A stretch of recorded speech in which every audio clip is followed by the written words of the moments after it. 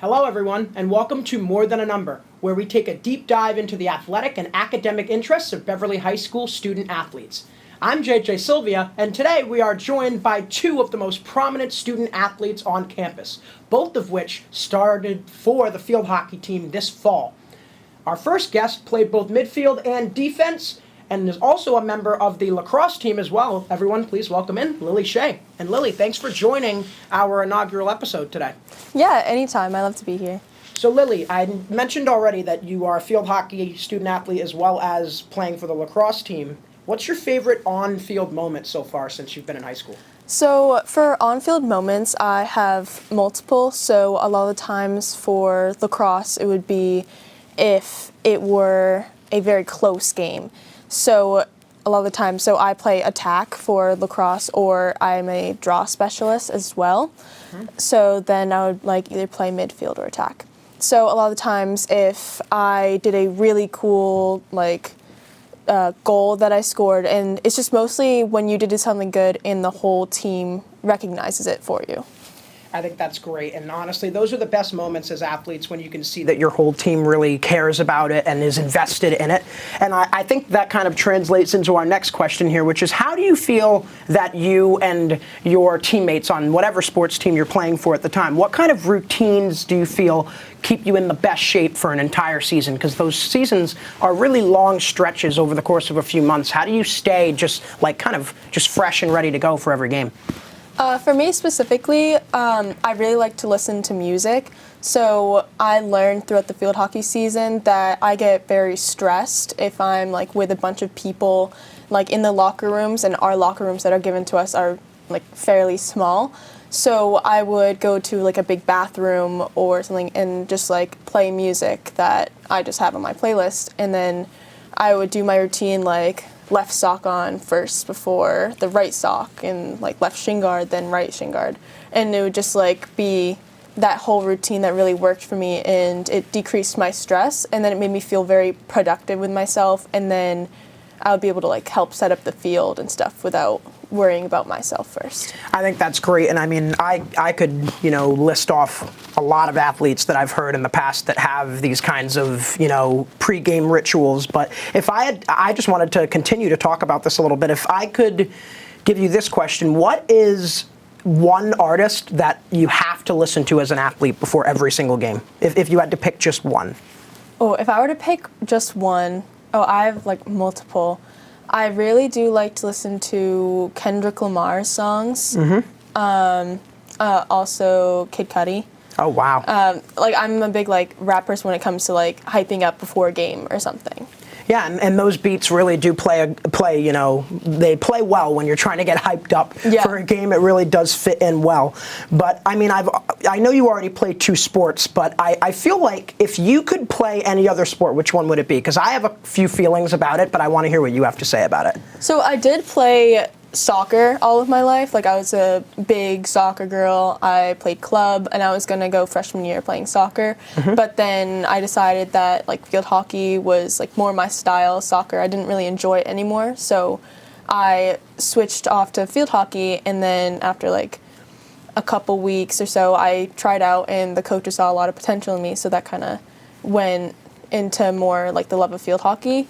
Also, I think another sport I've never tried in my life, I think that doing volleyball would probably be good because, I'm tall, I'm 5'9". I think that, playing volleyball would, be good for me. I don't think that would be too far-fetched to think. I think you'd be very good at volleyball. Now, because we've talked so much about sports already, I want to transition into more of the academic side of things. So, we all know that as students you can be, assessed in different ways. You can be tested, you can be quizzed, you can be given, a worksheet to do. Yeah. How do you feel that you're assessed similarly between being on the sports field as well as being in the classroom? Do you see any similarities between the way that you're kind of analyzed and kind of, judged as a player as well as a academic? I find that we're very judged based on how much we practice and then how much effort we put in to learn the sport or learn that unit. So for academics, then we get a test or so, but I find that sometimes we have during tryouts, that's when we're being tested to see which team that we will make. So I often, like, it's like you need to run during the summer to get ready for the fall season, or like run during the winter for lacrosse season. And so then it's very often like that for school as well. So you just have to study to learn and to get better grades. So you mentioned studying and like those kinds of test days, kind of like the tryouts as well. What are your thoughts on like the standard multiple choice test and quiz that every school district has been using for the past, 20, 30 years? So they've been doing like a lot of like multiple choices for like exams. So like I take A-Post right now. You're my student teacher. Yeah. So we do like a lot of like multiple choices, and I find it's kind of really hard to look out for those exams because a lot of the questions are really hard to like figure out which is which question. It's kind of hard to explain, but I find that I really like open responses to show like how much I learned, and I can put every single detail like into that one open response. So it seems to me like what you're saying is these kinds of bubble tests, as I like to call them, they kind of restrain how much you can actually show when you're learning, and you seem to be more in favor of those open responses where it's really all up to the student to kind of show everything that they know right there, because there's no, process of elimination to find the right answer out of 4 different choices, Yeah, definitely. Like multiple choices are very confining to me. So a lot of the times, like if I take the test or if it's on paper, I write down like all of my, like everything I know to help me with everything, and also show the teacher that I do know the stuff. Because sometimes like multiple choice, you don't get to show any of your work on like how you know what you know. So I find that it's not really like an accurate assessment for the student. So the fact that you feel that it isn't necessarily accurate is good, because that leads us into the next question. I was going to ask you about how you feel that assessment is similar between the field and the classroom, but you covered that pretty much already. So now I just want to hear from you. If there was one thing that you could change in the assessment styles here at BHS to make it better for more students, to fit the needs of more students, what was one thing that you would propose if you had the chance? I propose a lot more open responses, which we do like during like MCAS, we do that a lot, and kind of just like help the students more with how to create open responses. I find that like we haven't really learned too much into it, so yeah, I think that's all I would really do.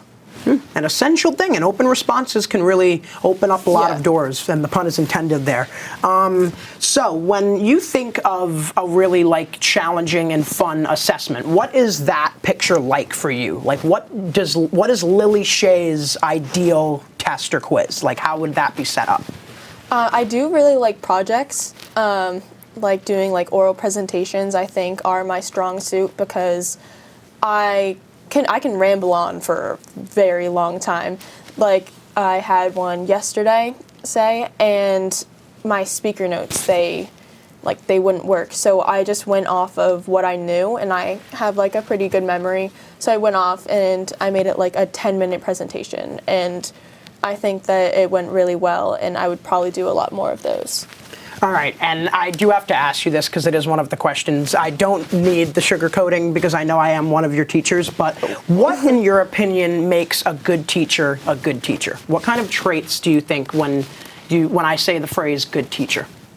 For a good teacher, I do really like them to have like a sense of humor and like connect to the kids, because I feel like when it's more like strict and like not really giving the students a lot of freedom, it's kind of like it's restricting for the students, and it makes them not feel heard.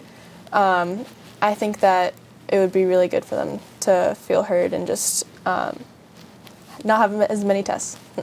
Yeah, and I want to go back to what you said about being heard, because I feel like that is such a big thing for teachers now, to make sure that we understand the points of view of our students and that we know what their lives are entailing to and what kind of things they're experiencing that maybe we never got to. So I really like that you have that kind of dual perspective on that. And my last question for you is, I know you're only a sophomore, so you don't have to have your life figured out just yet, but do you have any, future academic or athletic plans or any dreams of a school you want to go to or something along those lines? For schools, I'm not really sure like which schools so far, but right now I'm looking at like D3, D2 schools I'm doing a lot of recruiting for lacrosse, and soon I'm going to be doing more for field hockey as well this winter. So this weekend I'm going to Dallas, Texas for a recruiting tournament for lacrosse, which I've been doing like all summer and like the past few weekends. So would you think that you'll probably fit better at the D3 or D2 level as opposed to a D1? Yeah, I think that D1, which like right now I don't think that my skills could go D1, but I think that I'm a very stressed person. I like to do a lot of things at one time. So I don't think that I'll have enough time to balance school life, social life, getting used to college, and also doing tons of athletics that will just take up my time. So yeah, D3 is probably a better choice for you. But nonetheless, thank you so much, Lily. This was a wonderful interview, and thank you, everyone. We'll take a short break here on BevCam, and when we come back, we're going to join our second guest, Noelle Mclean. So stay with us. And welcome back, everyone, to More Than a Number. I'm JJ Sylvia. Our second guest, a junior forward from the field hockey team, was a namesake on the forward line this fall. And she set the pace in total goals scored for the Panthers. Everyone, please welcome Noelle Mclean. How's it going, Noelle? Pretty good. How are you? I'm doing all right. Thanks for coming and being on this first episode. My first question for you is, I know that I mentioned in pregame that, or in like pre-shooting, that we have you on the field hockey team, but you're also a softball athlete as well. Is that true? Yes, I made the varsity team last year as a sophomore because we didn't have a freshman season either, so I wasn't given the opportunity to play freshman year. Oh, wow. That's really impressive. And my question for you on the first one is, what's your favorite on-field moment, whether it's field hockey or softball, that you've had so far in high school? My favorite on-field moment was probably in the softball season. Back to playoffs. We made it to the playoffs this year for softball because you could go if you wanted to. It wasn't based on record or anything.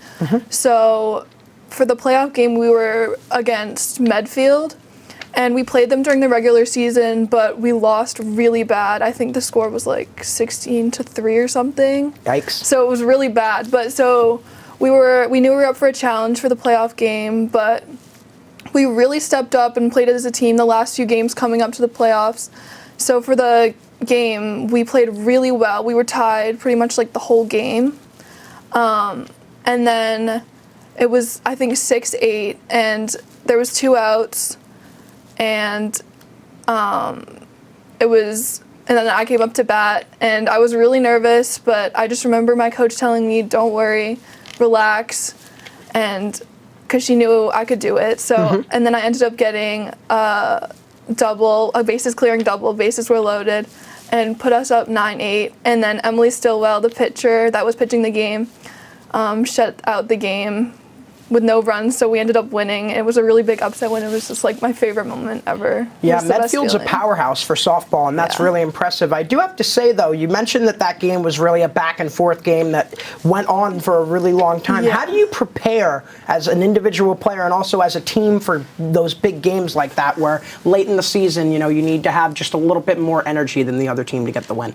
Honestly, I think the bus ride is a huge thing. Getting ready, doing your own thing, like Lily talked about, having your own routine, and just getting in the mindset you need to be ready to play the whole game and not letting up at all.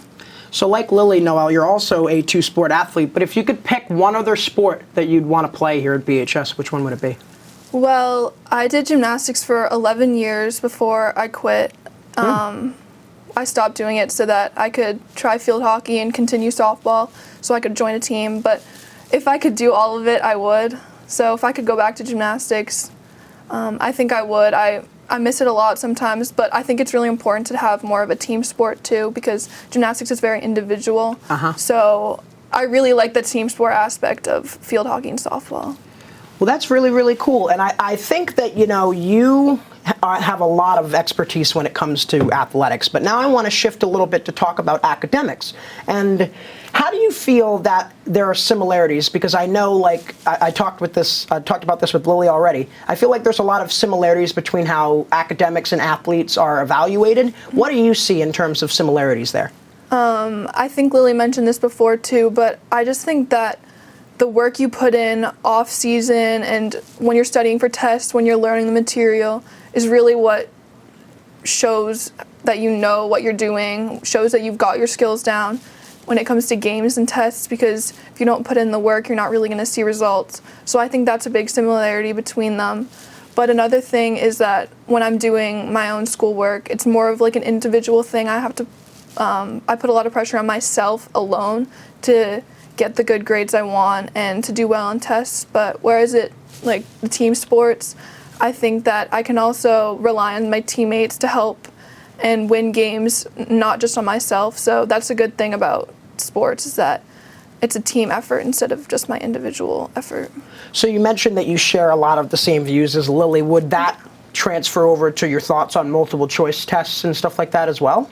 Honestly, I like multiple choice tests because I think that if you have a basic understanding of the material, you should be able to do well on it. Even if you don't know the answer to some questions, you can use process of elimination to like narrow down the choices and give like your best guess. Whereas if open response comes and you don't know the answer, you're really stuck because you don't have any guidance at all of like what the topic is and like what information you can give. A very interesting answer. So let's go back again, Noelle, and talk about these kind of on-field and in the classroom comparisons. When you're preparing for a big game, like you talked about the one against Medford, how similar is that preparation to the preparation that you use to get ready for a test or MCAS or the SATs? I'd say that just making sure I just like reflect on what I know and what like, well, for tests, I just like go back and study everything. I study my notes. I study other worksheets. Like for physics and math and stuff like that, I do practice problems. But for games and stuff, there's really nothing you can do at the moment because the practice is when you really get better. So just like thinking back of what I can do to have a good game, what I need to do to perform well is really what needs to happen for that. Alrighty, so you seem to have some very strong views on academics, so I think this will be a good question for you to answer here. If you could propose one change to the way that students here at Beverly High School are tested, quizzed, all that stuff, what change would you make and why? I think that like tests are okay, but I also think that to get a better understanding of like a student's knowledge on a subject, I think that like class discussions or debates are also a good option because I think it really gives a opportunity to understand other students' like point of views and perspectives on a topic or help to like learn new things from other people because everyone has a different point of view on different like subjects. I agree. And Noelle, you touched on the kind of use of debates and class discussions. When it comes to your ideal picture of a fun assessment, do those kinds of like collaborative group activities fit into that mold for you? Yeah, I used to like hate group projects because I would want to do my own thing and I thought my way was like the right way. But I think group projects are really important and I think they're more fun to do because you can talk to people and like have fun while you're doing the work. So I'd say group projects are fun and I like the debates and like class discussions. Just really hearing everybody's opinions and kind of making your own knowledge out of everybody else's opinions. It really does work well, I agree. And now let's kind of shift to kind of talking about teachers a little bit. What makes a good teacher in your opinion? What kind of traits do you envision when I say the phrase good teacher? Definitely challenging students because you don't want a teacher that's just doing the basics and just giving information and that's not that hard. You want to make sure that they're challenged because I really think that when students are challenged, they learn the material the best because it pushes them to work harder and study harder for things. For example, I had Mrs. Dupre for biology and I have her for anatomy this year and she really challenges me, but I think that she's a really good teacher because she really pushes us to learn the material and I feel like when I come away from biology I learned so much and I'm already learning so much in anatomy this year, so I just think being there for the students as well as pushing them to be their best. That sounds like a great teacher to me. That's one that I hope to somewhat fit the mold of one day, but you know, we're about to wrap up this interview, Noelle, but I know because you're a junior, you're looking ahead to possibly some post-graduation ideas. So now I'm going to open up the floor to you. What kind of things are you looking ahead to in terms of college, maybe post-grad athletics? I definitely want to go to college. I started looking a little bit at colleges, but not really like specific colleges, just kind of the basic idea. Do I want to go to a city? Do I want to go more rural? Do I want like a big school or a smaller school? So I've just toured a few, but I definitely think that for me, academics is going to be number one. And if I'm given the opportunity to play a sport in college, I think that would also be good. I'm not really sure yet, but I think probably softball instead of field hockey. I'm on a showcase team for softball, so we're going to be playing in showcase tournaments. So I'll be able to have the option to maybe be showcased for that, but I'm not really sure exactly what I want. But for college, I think I definitely want to go into science. I think I really like science. I don't know if it will be pre-med or like forensic stuff, but something science, because I really enjoy science. Well, that's great. It takes a very unique mind to excel in science, so I applaud you, and I'm sure we all do for that. But thank you so much for coming today, Noelle. Thank you. And that is going to wrap up our show today, and I would like to extend my most sincere thanks to both of our guests today, Lily Shea and Noelle Mclean.